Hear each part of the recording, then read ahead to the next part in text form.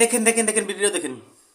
এখন থেকে শিবচরে যে কেউ মাদক ব্যবসায়ী, মাদক সহ যারা আমাদেরকে ধরিয়ে দিতে পারবে, আমরা তাদেরকে, বিশেষ করে আমি আমার নিজস্ব তহবিল থেকে আমি নিজে তাকে নগদ অর্থ দিয়ে আমি তাকে পুরস্কৃত করবো ইনশাআল্লাহ। আমি একজন সংসদ সদস্য হিসাবেও আমার সিদ্ধান্ত নিতে হয় যে আমি নিজে মাদকের জন্য মাঠ পর্যায়ে গিয়ে আমি নিজে অভিযান করব। তারপরও দেশ ভালো থাকুক, এদেশের সন্তানরা ভালো থাকুক। এই জন্য এই যে এমপি মহোদয় শরীয়তপুর উপজেলার যে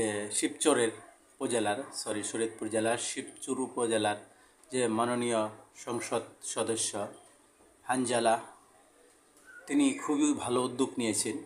মাদকের বিরুদ্ধে সে জিরো টলারেন্স নিয়েছেন। বিশেষ করে যারা মাদক ব্যবসায় করবে তাদেরকে ধরে দিতে পারলে সে পুরস্কৃত করবে।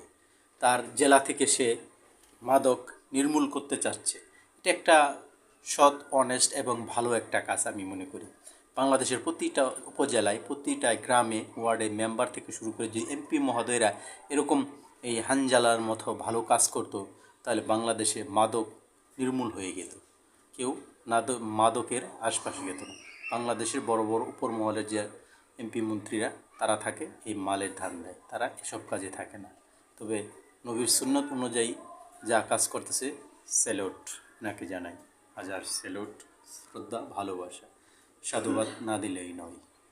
আসুন আমরা মাদককে না বলি, আর মাদক থেকে দূরে থাকি, নিজে দূরে থাকি এবং নিজের সন্তান, পাড়াপড়শি সকলকে এ থেকে দূরে থাকার পরামর্শ দিই।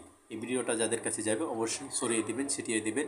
ভালো কাজ করতে উৎসাহ প্রদান করবেন, খারাপ কাজকে সবসময় নিষেধ করবেন। ভালো কাজে আদেশ, অসৎ কাজে নিষেধ করবেন। তাহলে আল্লাহ তাআলা আপনাদের সব কিছু কবুল করবে, ভালো কিছু উত্তম যাজা দান করবে দুনিয়া এবং আখিরাতে।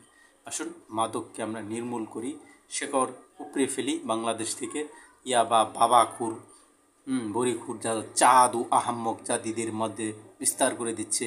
বিদেশি ওই মায়ানমার সীমান্ত, ভারত সীমান্ত থেকে যে মাদক দ্রব্য আসছে সেগুলো আমরা রুখে দিই, যাতে বাংলাদেশে এগুলো অনুপ্রবেশ না করতে পারে।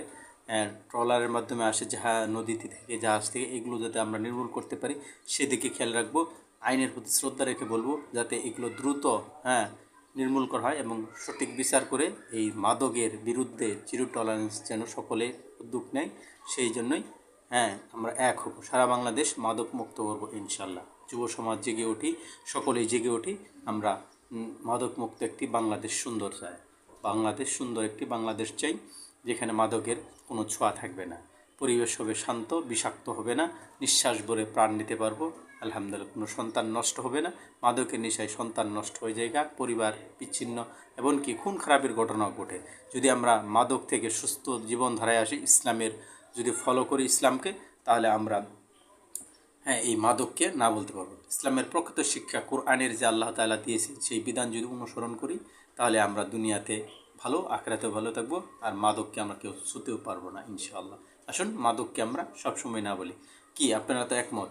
মাদককে না, না, না, নাহলে চাঁদ ও জনতা আহাম্মকের জানতো নাই, নিজেই পড়ে থাকবো নিচে। এটাই বাস্তবতা। ভালো থাকবেন, শেয়ার করে দেবেন।